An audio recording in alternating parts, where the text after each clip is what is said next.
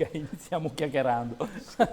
Lo diciamo con un sorriso perché il nostro ospite ha appena detto sono logorroico, mi fermi, infatti ha iniziato chiacchierando. Detto ciò, lui è Federico Pupo, che è il direttore artistico di Asolo Musica, ma non solo, in questo caso è anche il direttore artistico della rassegna Lo Squero, che da metà maggio si tiene in un auditorium straordinario all'Isola di San Giorgio a Venezia. Adesso arriveremo a parlare sia della location sia della rassegna, però la prima domanda mi viene spontanea. Vi scappava proprio di tornare a suonare dal vivo perché cioè, il primo concerto sarà il 15 maggio. Diciamo, il via libera a ricominciare non è di tante settimane fa, voi eravate già pronti? Eravamo già pronti, non vedevamo l'ora, soprattutto non vedevano l'ora e gli artisti, i musicisti e devo dire anche il pubblico non vedeva l'ora. Su Facebook abbiamo ricevuto un sacco di messaggi proprio di chi dice finalmente ci siamo, ricominciamo. Siete stati ottimisti e avete portato bene. Siamo ottimisti. Devo dire che tutto il mondo dello spettacolo è necessariamente, forzatamente ottimista ed eravamo pronti. Si confidava che a maggio si potesse riprendere, ci siamo, anche se a ranghi ridotti perché gli spazi, ovvero il numero degli ospiti è notevolmente ridotto, ma abbiamo voluto, come tutto il mondo dello spettacolo, veramente ripartire e dare un grande segnale, perché è un segnale importante per la società che ha bisogno di nutrirsi anche di spiritualità, non soltanto di pane. Spazi, cioè numero di posti ridotti in un ambiente eccezionale, di per sé già piccolino, cioè una sorta di bomboniera. Raccontiamo questo spazio dello Squero. Lo spazio dello Squero è il vecchio cantiere navale, il piccolo cantiere navale che apparteneva alla scuola professionale di Marinaretti, che era a fianco, che è la vecchia struttura a fianco alla Fondazione Cini, all'Isola di San Giorgio. Dismesso questa scuola, la struttura è stata affidata... Ecco qua, che foto straordinaria. Sì, è stata affidata alla Fondazione Cini, hanno immaginato di ricavarne un piccolo auditorium dall'acustica perfetta e con questa parte finale il fondo è un'unica vetrata che dà sul canale e dunque il pubblico alla luce del giorno comincia ad ascoltare un concerto con Venezia che vive e con il tramonto che scende, quindi con un colore che cambia continuamente, quindi veramente una grande emozione non solo per le orecchie ma anche, devo dire, per gli occhi. So che forse non è la domanda giusta da rivolgere al direttore artistico che si occupa del cartellone, insomma, ma è notorio che nell'arte non è facile farsi quadrare i conti. Come ci riuscite, visto che ancora la capienza di una bomboniera piccola è ulteriormente ridotta? No, è una domanda che deve porsi il direttore artistico. Cioè, il cartellone è di assoluto prestigio. Sì, il cartellone è di straordinaria qualità, come è di qualità il luogo, come è di qualità Venezia e come nella tradizione di Asolo Musica di offrire sempre cose di alta qualità. Che succede? Che abbiamo chiesto agli artisti, proprio perché il numero di posti è veramente esiguo, la disponibilità... Sono 200 generalmente, 200, quindi adesso diventeranno... un'ottantina. Di suonare 2 volte nello stesso pomeriggio per rendere sostenibile lo spettacolo. Tutti gli artisti, tutti, hanno accettato con il medesimo compenso a suonare 2 volte. Questo rende fattibile e sostenibile questo progetto che altrimenti non sarebbe potuto ripartire. Il prezzo dei biglietti in linea con gli anni scorsi non l'abbiamo aumentato, devo dire che è un costo che per Venezia è sotto quello che è la media, devo dire.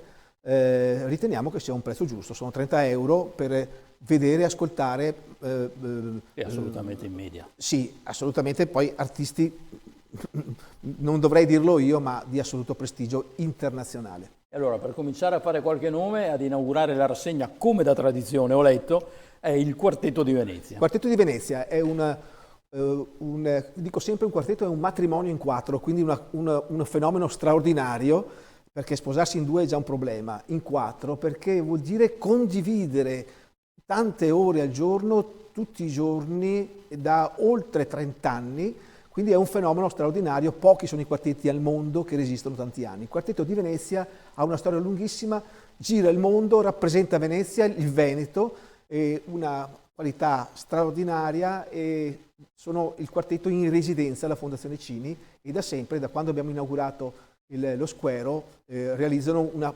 piccola rassegna all'interno del cartellone dello Squero, dei concerti dello Squero. Fra l'altro nella rassegna appunto loro, se non ho letto male, appaiono 3 volte perché sono Faranno 4 concerti. l'ultimo fra l'altro con Maurizio Baglini, che è una delle grandi firme del pianoforte italiano. Assolutamente, con Baglini, come ad esempio invece suoneranno il 6 novembre con Massimo Mercelli, un altro grande flautista. Quindi musica da camera che da Mozart a Beethoven a Schubert, Brahms esprime le migliori composizioni, le più belle composizioni della musica da camera del periodo romantico, classico romantico. L'anno scorso il tema era Beethoven, quest'anno è sulla musica da camera in generale. Voglio sottolineare che l'inaugurazione è anche dedicata alla figura di un grande, grande amico della Fondazione Cini, della Fondazione Levi, dell'Università Ca' Foscari e della Giovanni musica. Morelli. Giovanni Morelli, un musicologo mancato giusto 10 anni fa, era nato il 14 di maggio, noi il 15 di maggio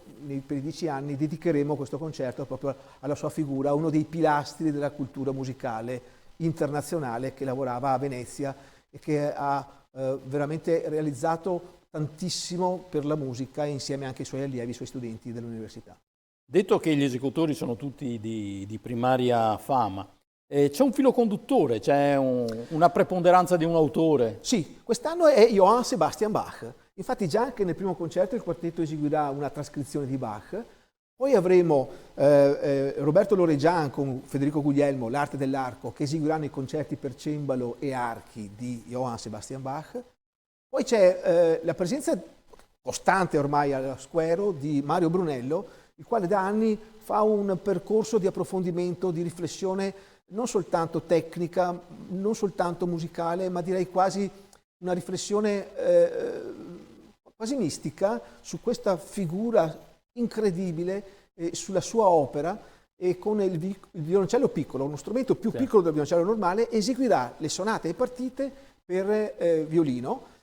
Quindi già è un'acrobazia musicale, tecnica, quella che realizzerà Mario Brunello, in un racconto dove vuole unire quello che è il rapporto di Bach attraverso il senso religioso della sua vita e della sua musica attraverso questa rassegna di sonate e partite. Poi ci sarà Sonig Ciaccherian che invece eseguirà le partite per violino con il violino. Altro grande nome. Sì.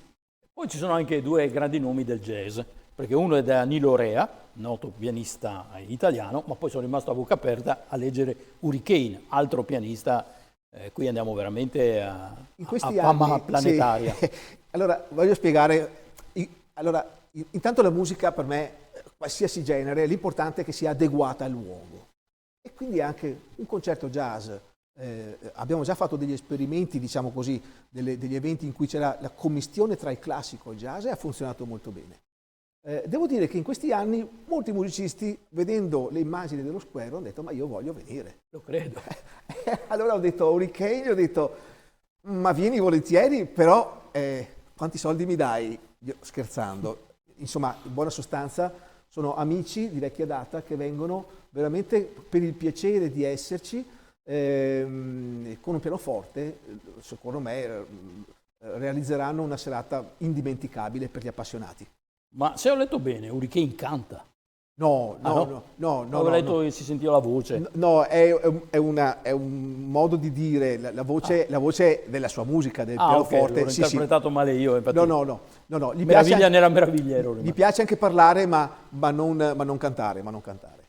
Ecco, l'insonorizzazione di quell'ambiente deve essere straordinaria, perché devo dire che i progettisti hanno realizzato una sala, una piccola sala, un piccolo auditorium acusticamente perfetta, perché è una scatola nella scatola, quindi non sente le vibrazioni esterne, non ha le sollecitazioni. Devo dire che si sente ogni tanto qualche rumore di qualche onda, ma vedendo muoversi Venezia non dà assolutamente fastidio.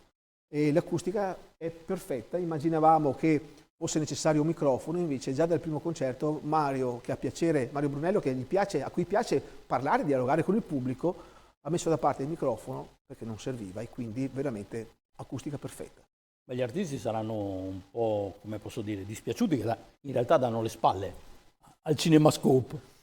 Però vengono fuori bene in fotografia. Ah sì? Beh, No, no, danno le spalle, sì. Devo dire che poi ogni tanto appare queste grandi palazzi che navigano, le navi da crociera. Devo dire, indipendentemente dalle polemiche che ci sono inevitabilmente, devo dire che è uno spettacolo vedere queste navi che passano dietro ai musicisti. Devo frenare la tentazione di molti spettatori, di molti ascoltatori di estrarre il cellulare e cominciare a fare fotografie. Per fortuna questo non avviene, siamo tutti concentrati con la musica. Ecco, all'esperto di musica, però mi viene da chiedere, è in qualche maniera un po' rivoluzionario questo modo di proporre la musica, perché mi pare che si smonti un po' la sacralità della musica colta e della musica classica. E qui abbiamo Bach, però alle spalle abbiamo la modernità di una città che vive, per quanto sia Venezia.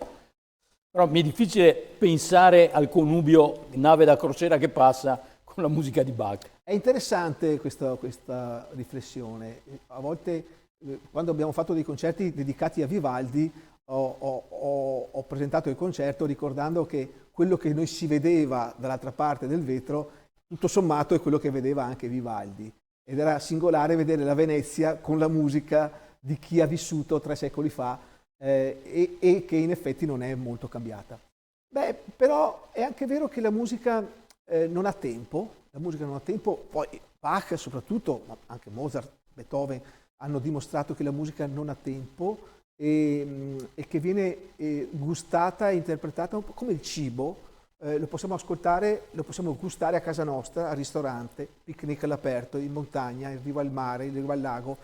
Tutto sommato è un modo che è sempre stato, come gustare il cibo, anche ascoltare la musica nelle stanze dei palazzi, nei giardini delle ville principesche o nelle piazze, quindi, o nei teatri del Settecento. Quindi secondo me anzi è un modo nuovo per immergersi insieme alla musica nel nostro mondo, nel nostro tempo.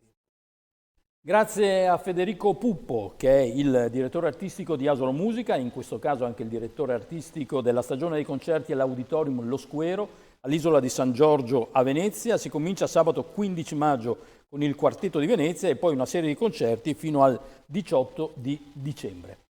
Posso tranquillizzarlo perché si è presentato come logorroico, ma c'è ben di peggio, posso assicurare. Grazie invece. Grazie. A voi, alla prossima, l'appuntamento e l'invito naturalmente è approfittare di questa occasione per tornare a gustarci la musica dal vivo. Ci si vede. Ci vediamo allo Squero.